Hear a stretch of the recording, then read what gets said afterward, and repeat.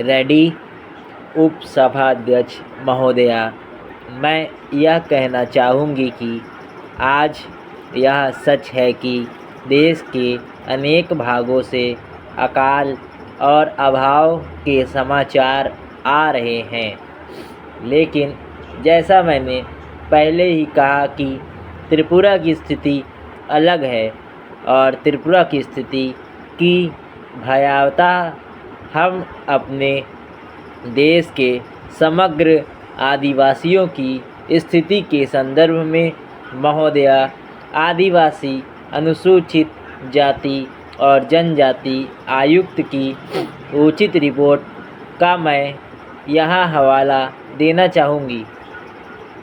महोदया, इस रिपोर्ट में यह कहा गया है कि इज्जत की ज़िंदगी जीने के लिए उचित व्यवस्था और उपयुक्त वातावरण के मामले में हमारे देश में आज की हालत बड़ी ही चिंताजनक है। हमारी व्यवस्था में ध्रुवीकरण बहुत तेज़ी से हो रहा है। एक ओर आधुनिक संगठन क्षेत्र में निश्चितता का वातावरण है तो दूसरी ओर परंपरागत असंगठित क्षेत्र में साधारण आदमी के लिए सवाल है 2 जून की रोटी का। इस क्षेत्र में भी जो साधन संपन्न और समझदार है वे यही चाहते हैं कि किसी तरह आधुनिक क्षेत्र में पहुंच जाए। इस क्षेत्र में पूरी स्थिति छीना झपटी की है।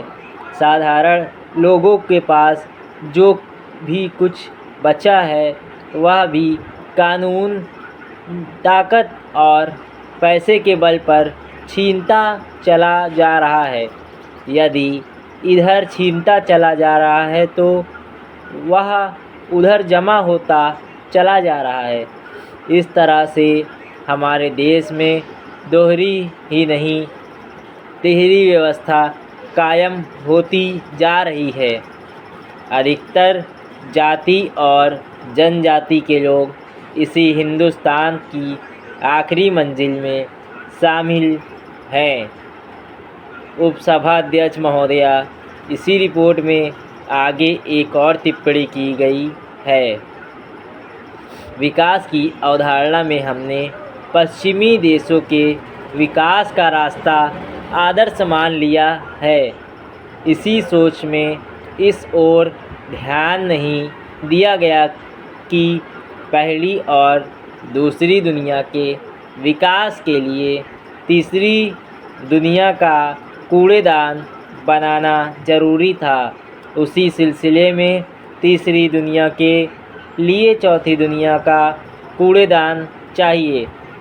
आज हमारे देश में हिंदुस्तान बड़ा कूड़ादान बन गया है।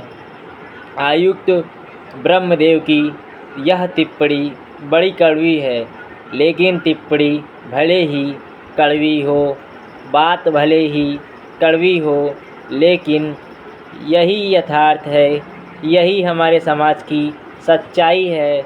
इसीलिए मैं चाहूँगी कि आज त्रिपुरा में जो भयावह स्थितियाँ हैं, इनको देखते हुए क्या त्रिपुरा की सरकार हाथ पर हाथ धरे बैठी रह सकती है?